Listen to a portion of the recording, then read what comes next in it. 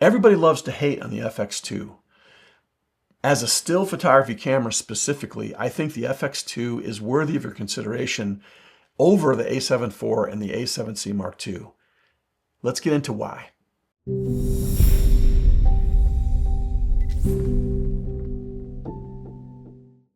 Okay, so the A7C II has been my favorite camera. I've said over and over and over again, if I'm not shooting sports action, I'm using this camera for everything. So when I do headshots, when I do higher education work, when I do portraits of any kind, when I do street photography, it's going to probably be with this camera.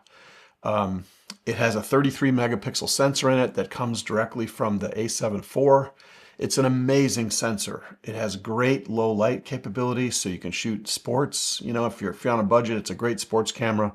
A7 IV and the A7C Mark II both are great. It has 14-bit depth in still photography, which is huge. There's lots and lots of color space, which just means your sliders go a long ways before everything turns to crap when you're in post-editing. The big advantage of the A7C Mark II over the FX2 is its lack of weight.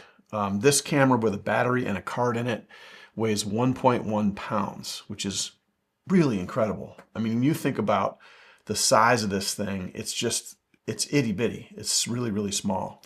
And it just doesn't weigh anything. So if you're going to carry it all day, that's a big deal. So this guy weighs in at 1.5 pounds. The FX2 is 0.4 pounds heavier, or almost half a pound heavier. But what you get in that is pretty substantial. That 0.4 pounds, you get a lot. We'll get into that in a minute.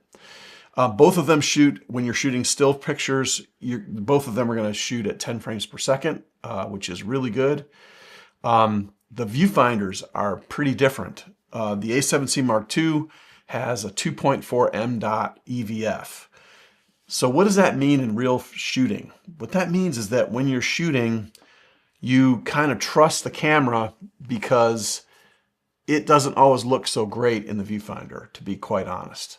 But it doesn't matter if the pictures are sharp. So for me, I've always felt like having a 1 pound camera effectively and having a not so great viewfinder has been worth it, because I've learned to trust that if I'm using tracking autofocus and I hit somebody in the face, it's going to track them. It's going to do a great job. And of course, you can immediately see the difference, between the EVF and the real picture when you hit the play button and then look in the EVF, you can see how sharp it is. So that is true that the EVF is not as good on the A7C II. On the FX2 though, it's a 3.6 m.dot, which is the same as an A7 IV. So many times people have said that, for them, it's worth it to get the A7 IV over the A7C II because of the viewfinder being so much better. For me, I'd rather have the lack of weight, no big deal. But in this guy, it is really, really different. The viewfinder here is substantial. Now, the bulk of what I love about this camera is the viewfinder itself.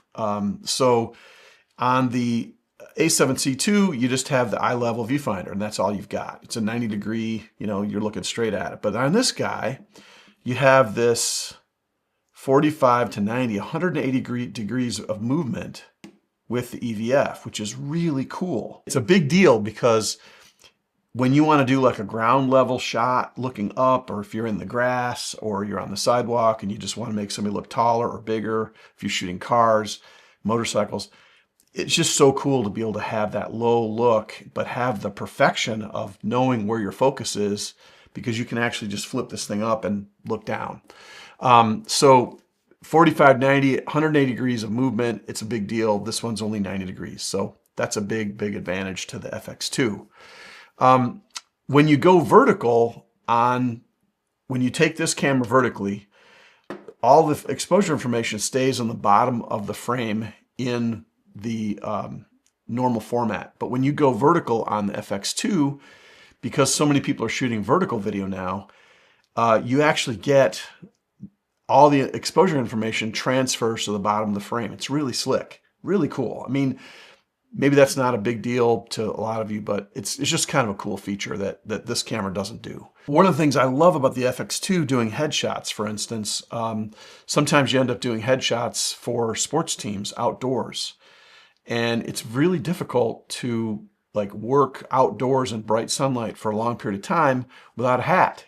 And so I love wearing a baseball cap for almost all the time. And with the FX2, I can actually wear a baseball cap and then have the camera at my eye without having the cap moved at all. Now, for a lot of people that wouldn't matter, but for me, it's a big deal. It's a really, really big deal to be able to do this. You know, it's just awesome to be able to like not have to worry about that. Now, there's the disadvantage of this is this thing when you're packing it to go someplace in a backpack or in a case, you know, this thing sticks out a lot and it's kind of a pain. I'll be honest. So it's a little bit of a weird thing there. One of the big things people don't like about the A7C Mark II versus the A7 IV is that it only has one card slot, and that one card slot is not a dual slot where it's like CFA and SD. It's SD card only. And what's really cool is on this guy, you have two card slots. One of them is a CF Type A with also the ability to put an SD card in instead. And then there's another SD card slot. So you have two card slots here, you only have one here, and you don't get CFA. Now, why is that a big deal? I did a shoot not long ago, about 2 weeks ago, where I worked from 7:30 in the morning until 5:30 in the afternoon, straight through. I had an hour for lunch, but otherwise I was shooting the entire day. And I ended up shooting about 3,200 pictures throughout the day. When it came time to transfer those to my desktop, it was like instantaneous because I was able to use an 80 gig Sony CF Type A card, and it was like really quick. Sometimes you're on deadline, it's really nice to have that CFA capability, especially if you're doing video formats, because you can do like video formats that you can't get on SD cards, but you can on CFA. This guy, you know, sometimes if you do a big shoot or go on a vacation or whatever, and you want to transfer all that stuff, and it'll take a long, long time. So there's a big advantage here, I think, to the FX2 that it does CF Type A and SD. And you could do either a CFA with an SD card, or you could do two different SD cards if you want to have a backup. So for wedding shooters, you know, people are doing event photography where you can't repeat something, that might be a big deal. So this is kind of cool. Now this wouldn't affect most of you, but if you live in a climate where it's really hot, like out in Arizona or Southern California or Nevada or something like that, the A7C2 can get hot and it can shut down. The FX2 has a built-in fan. It's very robust. It's made for long-form recording for video, 4K video. And so the FX2 is actually way superior to the A7C2 if you're going to be working in a really hot environment. Now, it's not just in the Southwest where you have this problem, like Florida and stuff, but I remember being on a shoot up in Vermont. I was at a summer camp, and I was shooting sports at a summer camp. And they had like a basketball court that was also like a multi-purpose court. And it was that, the stuff they make tracks out of. And the air temperature outside was like 85. And the air temperature where I was sitting on this track material was probably 110 plus. And I can't remember which camera I was shooting at the time, but the camera shut down. So it's not just in the Southwest or in Florida or whatever where you're going to have this kind of heat issue sometimes. But if you do live in a hot climate, FX2 is your friend. One of the things that is so important to people that YouTubers never talk about is the way a camera feels in your hand. I have large hands. They're pretty big. The A7C Mark II feels okay. It's a good feel, but I also opted to buy the little grip that goes on the bottom.